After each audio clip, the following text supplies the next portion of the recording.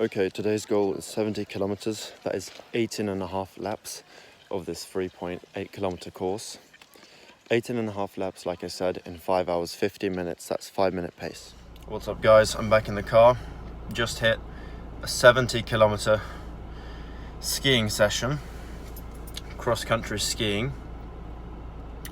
I made a few changes today, which made me faster. How would you say this in English? It's the seasoned food. Bouillon, I think. Maybe that's French.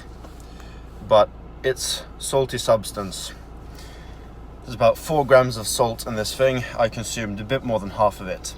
So that's more than 2 grams of salt. In addition, I drank 2 liters of Powerade and 2 liters of iced tea. So I drank 4 liters and ate an extra additional 2.5 grams of salt, along with the salt that's in the sports drink.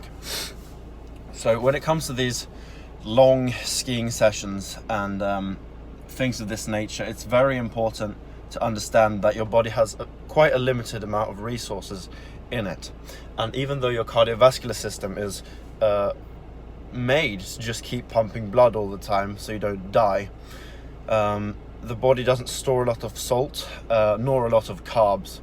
So what you'll find when you start having sessions like this, in case I didn't say, 5 hours it took me. 5 hours for 70 kilometers, which is 4 minutes and 17 seconds per kilometer, which is a very good pace. My goal was 5-minute pace, which is why I gave myself the goal of 70 kilometers in under 5 minutes, 5 hours 50 minutes. Where was I going? Yeah, so if you're going to train for more than probably 2 or 3 hours with quite a high intensity, you're going to run out of carbohydrates in your body. If you're warm while you're doing it, you're going to sweat and you're going to run out of salt. And I've learned this the hard way. Last year when I did this 90 kilometer skiing race, which I'd barely trained for, I posted it on my Instagram. It's called Nattvasan, so it's just Vasaloppet 90 kilometers, but in the night. After 15 kilometers, I got cramps. Bad cramps, full body cramps. Whatever muscle I was using at that moment, if it was my triceps, I'd get a tricep cramp immediately. If I use my stomach to pull, I get a stomach cramp. If I use my legs, I would get a leg cramp. So,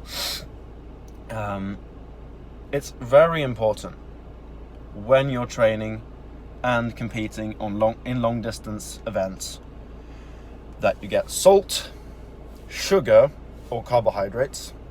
I think sugar is probably the better form of carbohydrate because it absorbs fast, but you want salt, fast digesting carbohydrates, and water. And if you only drink water, you won't get much further than a couple hours of high exertion before you start getting cramps. I think that if I were, and by the way, obviously, how do you even say it? I don't dope, that's not how you say it. I don't take performance enhancing drugs, but I believe that for this 90 kilometer skiing race, I would be a lot faster if I had access to salt and sugar and water through that 90 kilometers, non-enhanced, than if I were to take something to improve my cardio, for example, but I was only allowed to drink water. It's that important. Hydration is key. That's one of the things I've learned from this. Another thing I've learned is, it isn't really a lesson, it's just, it just proves what I already knew, that the human body is built for cardiovascular activity.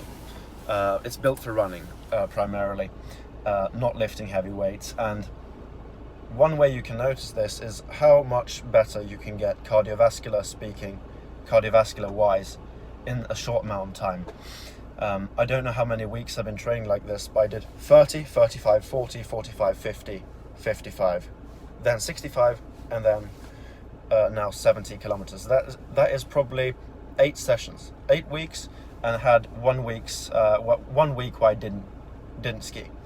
So in just over 2 months' time, I've gone from having decent cardio to much better cardio. Big difference.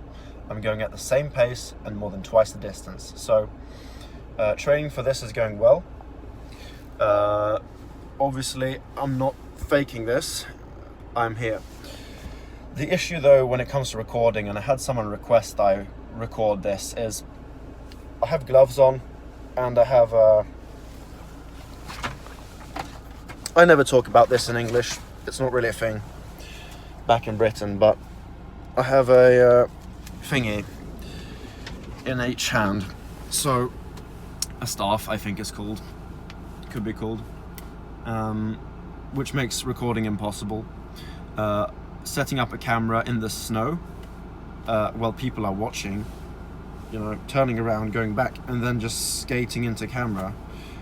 That's just stupid. So I'm not recording any of this, but the work is getting done.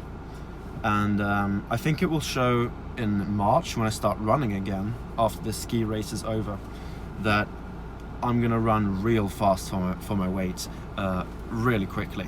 So that's it. Thank you guys for watching, and I'll see you on Tuesday, hopefully.